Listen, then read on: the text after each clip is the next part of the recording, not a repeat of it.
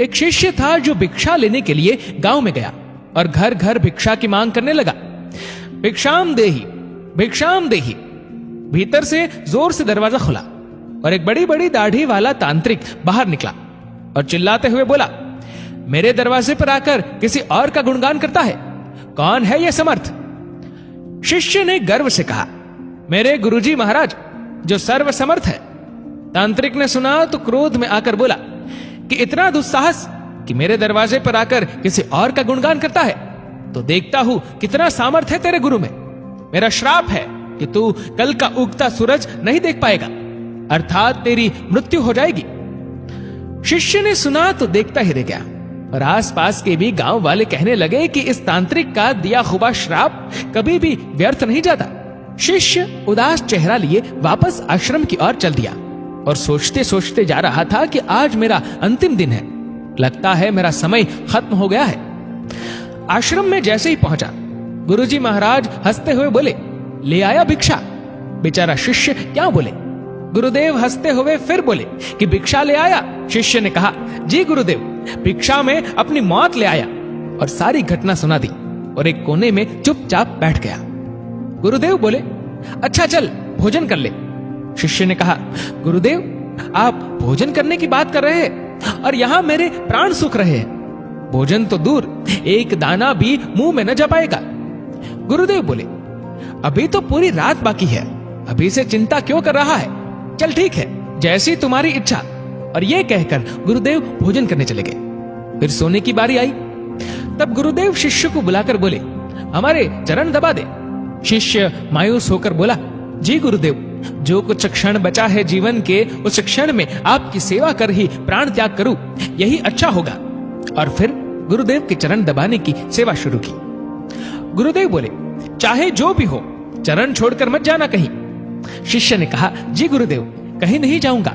गुरुदेव ने अपने शब्दों को 3 बार दोहराए कि चरण मत छोड़ना, चाहे जो हो जाए। ये कहकर गुरुदेव सो गए। शिष्य पूरी श्रद्धा भावना से चरण दबाने लगा। रात्रि का पहला पहर बीतने को था।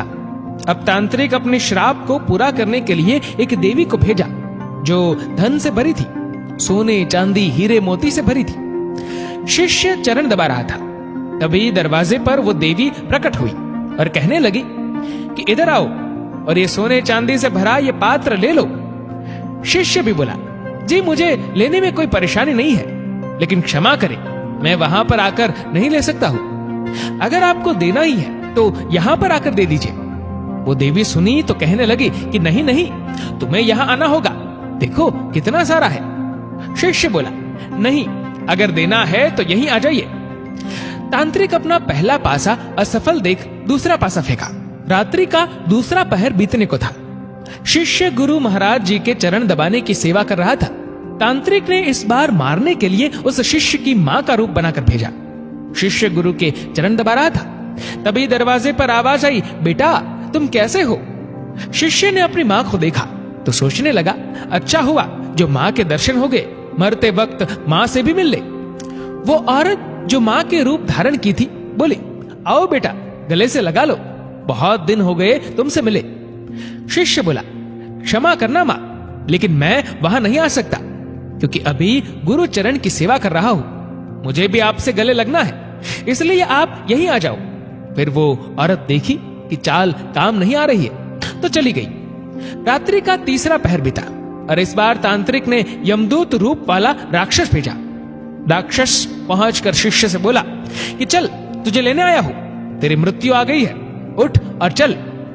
शिष्य भी झल्लाकर बोला, काल हो या महाकाल, मैं नहीं आने वाला। अगर मेरी मृत्यु आई है तो यहीं आकर ले जाओ मुझे, लेकिन गुरु के चरण नहीं छोड़ूंगा, बस। फिर राक्षस भी चला गया। सुबह हुई, चिड़िया अपनी घोंसले से निकलकर चहचहाने लगी, सूरज भी उदय हो गया। गुरुदेव महाराज जी नींद से उठे और बोले कि सुबह हो गई। शिष्य बोला, जी गुरुदेव सुबह हो गई। गुरुदेव ने कहा, अरे तुम्हारी तो मृत्यु होने वाली थी ना, तुमने ही तो कहा था कि तांत्रिक का श्राप कभी व्यर्थ नहीं जाता, लेकिन तुम तो जीवित हो। गुरुदेव हंसते हुए बोले। शिष्य भी सोचते हुए बोला, जी गुरुदेव लग तो रहा हूं कि जीवित हूं। फिर सारी घटना याद की रात्रि वाली, फिर समझ में आया कि गुरुदेव ने क्यों कहा था कि चाहे जो भी हो जाए चरण मत छोड़ना। शिष्य गुरुदेव के चरण पकड़कर खूब रोने लगा। बार बार यही कह रहा था, जिसके सर पर आप जैसे गुरु का हाथ हो उसे काल भी कुछ नहीं कर सकता है। गुरु की आज्ञा पर जो शिष्य चलता है उससे तो स्वयं मौत भी आने से एक बार नहीं अनेक बार सूझती है। और जब शिष्य गुरु आज्ञा का उल्लंघन करे तो उसकी रक्षा ईश्वर भी नहीं करता और प्रकृति दंड देने को तत्पर हो उठती है। स्वयं भगवान श्री कृष्ण गुरु की आज्ञा सिर पर ले चले, स्वयं प्रभु राम गुरु की आज्ञा पर चले। सद्गुरु में ही सामर्थ्य है कि वो प्रकृति के नियम को बदल सकते हैं जो ईश्वर भी नहीं बदल सकते हैं, क्योंकि ईश्वर भी प्रकृति के नियम से बंधे होते हैं लेकिन सद्गुरु नहीं। दोस्तों, इस वीडियो को लेकर आपकी क्या राय है नीचे कमेंट करके जरूर बताएगा। और अगर आपको वीडियो अच्छा लगा हो तो इस वीडियो को लाइक करेगा, शेयर करेगा ज्यादा से ज्यादा लोगों तक। और ऐसी ही और भी स्पिरिचुअल कहानियों के लिए हमारे चैनल को आज ही सब्सक्राइब करिए और हमारे फेसबुक पेज को आज ही फॉलो करें। धन्यवाद।